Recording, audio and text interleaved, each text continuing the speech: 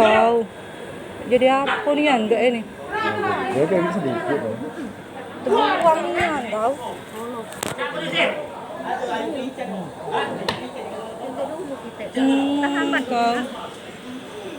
Jangan dulu. Nah, ini kan Jangan dulu.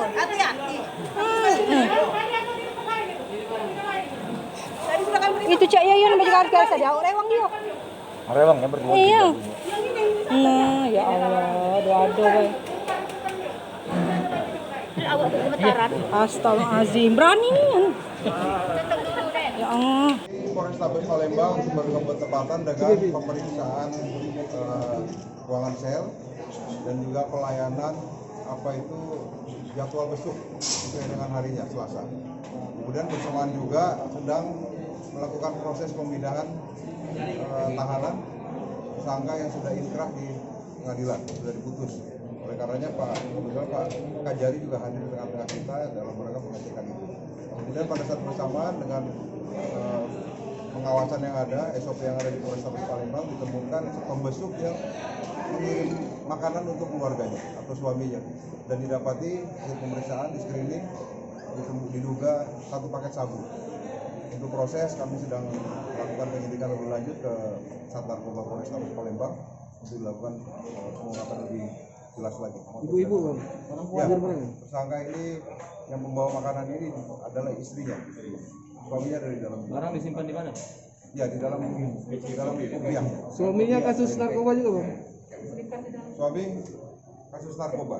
Izin bang, tahan bang. Belum.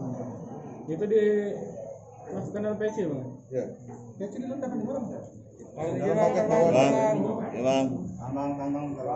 Kawan bahwa pada siang hari dari kejaksaan di Kota Palembang melakukan pemindahan tahanan yang sudah mendapat hukuman tetap sebanyak 50 orang. Mudah-mudahan dengan pemindahan ini juga mengurangi beban yang ada di tahanan Polrestabes Palembang ini, karena saya melihat sendiri yang mata kepala ini sangat memprihatinkan. Mudah-mudahan ini juga menjadi juga perhatian pihak dari Kemenkumham yang memulai lapas sehingga kerjasama ini dapat berjalan dengan baik, karena ini dalam situasi COVID kita juga harus melakukan langkah-langkah yang protokol kesehatan dan juga langkah-langkah yang mungkin tidak biasa, karena kalau kita melakukan langkah yang seperti biasa ya akan